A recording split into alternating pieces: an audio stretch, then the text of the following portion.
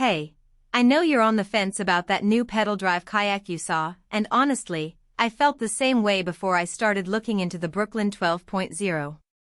I dug into a bunch of forums, watched a few test runs, and even chatted with a couple of owners to see if it was worth the cash. Link is in the description if you want to check the product details on Amazon. What makes a sight-and-top pedal kayak a hard decision is that it sits right between a traditional paddle-only boat and a more expensive motor-assisted model. On one hand, you get hands-free propulsion that lets you fish, take photos, or just relax without constantly looping the paddle. On the other hand, you're adding a drivetrain, extra weight, and a price tag that can easily push you into the maybe I'll rent instead zone. The Brooklyn 12.0 tries to bridge that gap, so I wanted to break down what you actually get when you pull it out of the box and head for the water. First off, the hull. At 12 feet long, the hull is long enough to track straight on a lake or a gentle river, yet it's not so unwieldy that you can't maneuver in a small inlet. The shape is deliberately wide, which translates to a very stable platform for standing or shifting around while you're waiting for a bite. In practice, that stability shows up when you're casting a 10-pound base and the kayak barely tilts, even if you accidentally shift your weight a little. For people who have tried narrower touring kayaks and ended up feeling like they were on a wobbling surfboard, this design feels reassuringly planted. The pedal drive system itself is where the Brooklyn 12.0 tries to earn its upgraded label. The mechanism sits low in the hull, so the center of gravity stays down, and the pedals move a set of fins that push water straight back. Because it's a direct drive rather than a gear reduction, the response feels immediate. Put a steady rhythm and you'll cruise at about 4 to 5 miles per hour with very little effort, fast enough to keep up with a casual paddler but slow enough that you can still hear the water splash around the bow. The real advantage appears when you're fishing. You can keep your hands on the rod, adjust your lure, and still cover ground without breaking your stroke.